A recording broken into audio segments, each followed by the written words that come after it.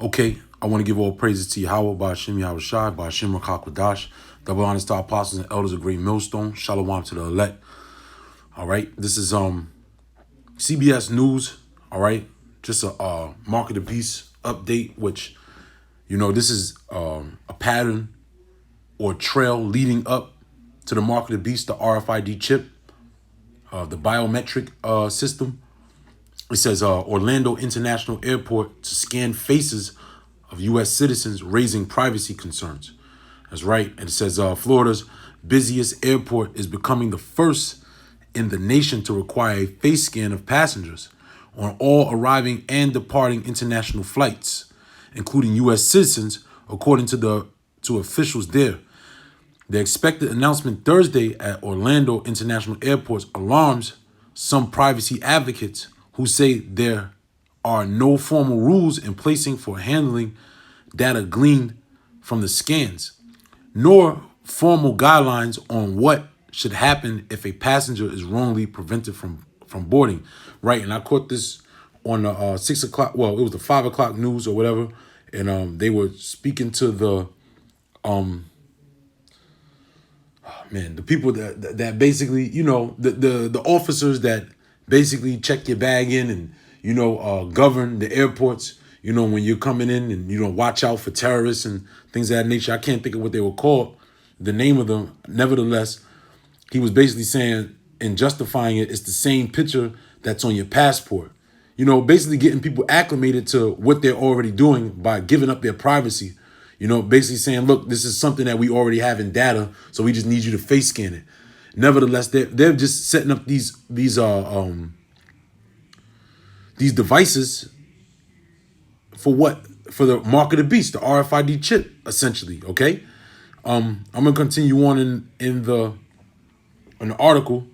All right, it says airports in Atlanta, Boston, Chicago, Houston, Las Vegas, Miami, New York, and Washington already use face scans for some departing international flights, but they don't involve all international travelers at the airports like the program's expansion in Orlando would. Right, and that's another thing. When you get people on an international standpoint, you're basically, you want total control. All right, it's not just for U.S. citizens. It's not just for one country in particular. Right, it's basically to get everybody under one banner. All right, now that reminded me of a scripture I want to get, because these devils, the so-called white man Esau, he did this before. Okay, he wants to get everybody under one banner. This is 1 Maccabees chapter 1 in verse 41. Moreover, King Antiochus wrote to his whole kingdom that all should be one people, and everyone should leave his laws. So all the heathen agreed according to the commandment of the king. See? And that's the point right there. The heathen agreed with Esau. And Esau is the forefront of this so-called technology of this biometric system. Okay? So all the heathen are going to agree again. All right? So as you see, it says what? It says, going back up, it said, says the expected announcement Thursday at Orlando's International Airport alarms some privacy. No, I'm sorry. It says Florida's busiest airport is becoming the first in the nation to require a face scan passenger on all arriving departures international flights, including U.S. citizens, according to to officials there. Now, when you go down, it shows that that they're doing it on a small standpoint, but it's not mandatory for all yet. Okay. Now, check this out. It says, but they won't involve all international travelers at the airports like the program's expansion in Orlando would. The image, right, from the face scan is compared to a Department of Homeland Security biometric database that has images of people who should be on the flight in order to verify the traveler's identity. Right. So Homeland Security is basically locking down on who's coming in and out the country. Okay, by a biometric scale, if you will. Okay, it says U.S. citizens at these airports can opt out, but the agency does not seem to be doing an adequate job letting Americans know that they can opt out. Why? Because they want everything to be mandatory. Okay, because the American people especially are the most docile people on earth. They're the biggest sheeple on earth. Okay, they're ready to be guided Okay? They don't know how to cross the street. They can't drive. All right? The green light at the light don't mean go. All right? Everything is being controlled from a technology standpoint, and people are not knowing how to use their brain. Okay?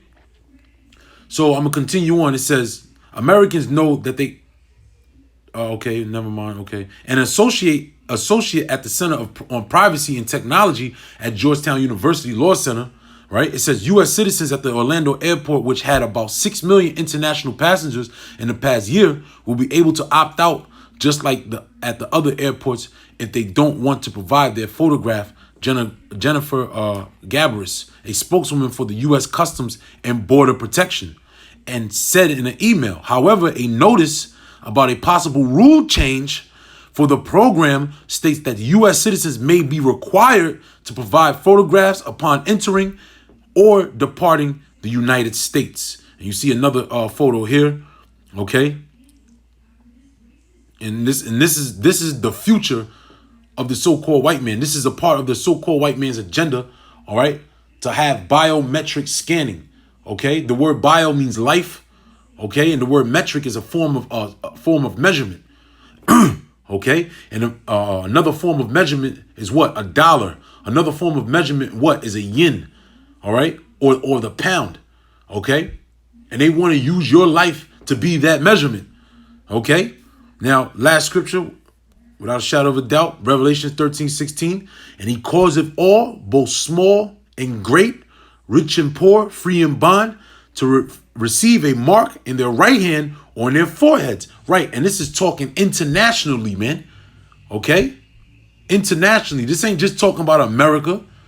This is talking about all walks of life on the face of the earth. They're already doing it to animals. Okay?